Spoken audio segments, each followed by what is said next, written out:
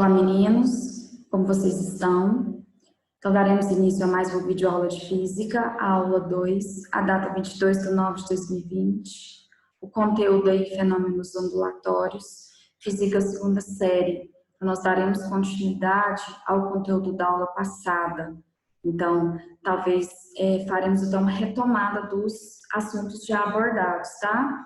Então, prestem atenção aí na explicação e acompanhem todo o vídeo. Bom, bora lá?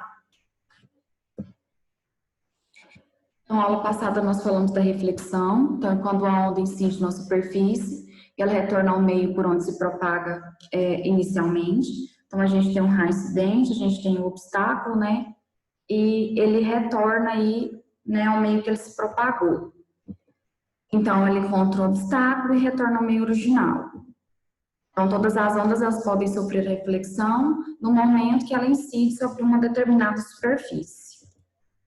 Então, ao emitir um som em frente a um obstáculo, a reflexão dessa onda pode gerar três fenômenos: o eco, a reverberação e o reforço. Então, o eco, nós fizemos estudo dele na aula passada, resolvemos exercício, fiz a correção comentada com vocês, né? Então, só uma retomada aqui mesmo do que é o eco. Então, é quando a onda sonora vai até o obstáculo, a distância é igual ou superior a 17 metros, e o som ele é refletido e retorna ao ouvido com um intervalo maior que 0,1 segundos. Então, aqui eu tenho uma menina, então ela emite o som. Aqui eu tenho essa rocha, que é o obstáculo. Então, ela está aí a uma distância igual ou superior de 17 metros. Então, se ela gritar, ela vai conseguir ouvir aí o eco da voz dela com um intervalo maior de 0,1 segundos. E lembrando sempre que a gente sempre, quando calcula, divide lá o resultado por 2. Porque eu tenho a distância aqui, né? Entre o som e a distância também entre a fonte aqui, né? Então, por isso que a gente sempre vai dividir por 2. Então, nós temos aí a reflexão do som agora, conteúdo desta aula, falando de reverberação. Então, ocorre quando os obstáculos que produzem reflexão estão a menos de 17 metros, em intervalos de tempo menores que 0,1 segundos. Então, a reverberação é o contrário, então, da reflexão do som, porque a reflexão, a distância ela é igual ou superior a 17 metros, né? A onda sonora do obstáculo, e o som consegue chegar no nosso ouvido com intervalo maior que 0,1 segundos. Já na reverberação, a distância, então, ela está a menos de 17 metros e o tempo que nós conseguimos aí ouvir, né, chegar no nosso ouvido, é menos que 0,1 segundos. Então, o som, ele vai e volta e temos uma percepção sonora mais alongada, então o som, ele fica mais amplificado, porque o som refletido, ele é percebido antes que o som direto seja extinto. Então, um exemplo aqui, que nós podemos observar de reverberação, quando nós estamos cantando no banheiro. Então, a distância aí ela é menor que 17 metros e a gente consegue ouvir num tempo menor que 0,1 segundos. Por isso que a gente consegue, ao cantar, ouvir a nossa voz aí mais amplificada, né, mais alongada. Então, aqui só um exemplo mesmo da reverberação. Então, um exemplo quando a gente está cantando aí no banheiro, né? Então, eu tenho uma pessoa aqui, a distância ela está inferior a 17 metros. Então, quando ela emite o som, então chega aqui no obstáculo e retorna para a pessoa, ela consegue ouvir a voz mais amplificada. O tempo aí que ela vai conseguir ouvir é menor de 0,1 segundos. Então, outro tipo de fenômeno, falando aí de reflexão do som, é o reforço. Então, ocorre quando estamos muito perto de um obstáculo. No momento em que ocorre a emissão do som, a recepção do som direto do refletido dá quase instantaneamente. E também temos a refração, que é a passagem de uma onda de um meio para o outro. Um exemplo aí que nós temos é do ar para a água.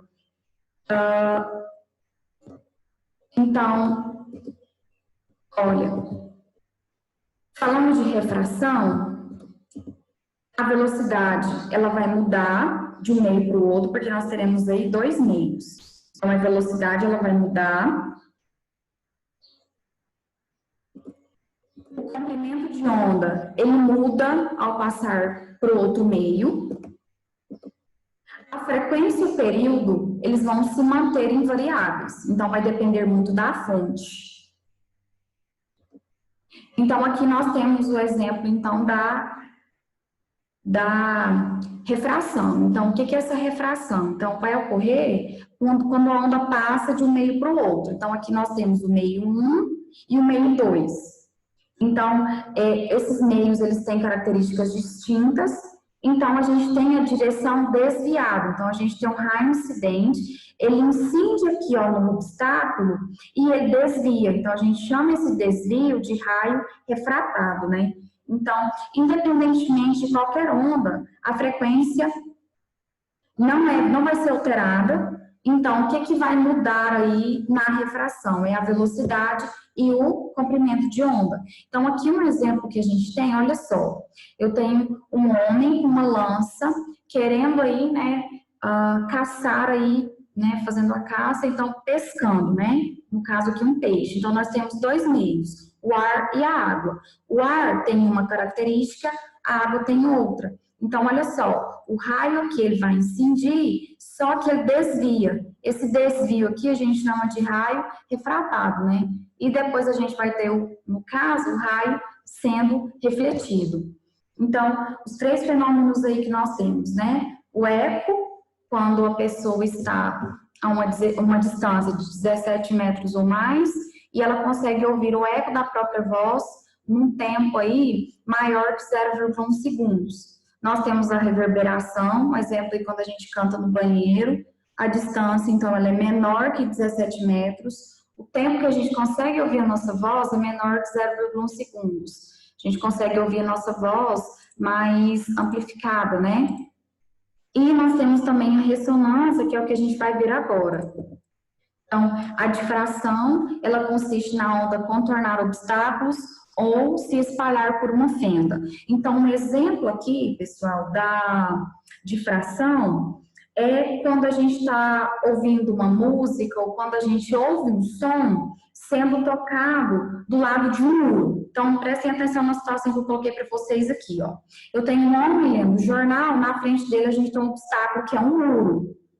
E nós temos aqui algumas nuvens, né? E aí, de repente, troveja. Então, ele consegue ouvir esse som sendo tocado do outro lado, né? Então, ao ouvir o barulho, ele até repete, né? Bum! Então, ele conseguiu ouvir esse som sendo tocado do outro lado do muro. Então, a onda, ela vai contornar o obstáculo e ela vai se espalhar. A interferência, ela vai consistir na superposição de duas ondas com a mesma frequência, elas vão se encontrar. Então, a superposição ou interferência, que é a mesma coisa, é o encontro ou cruzamento de duas ou mais ondas que vão se propagar no mesmo meio.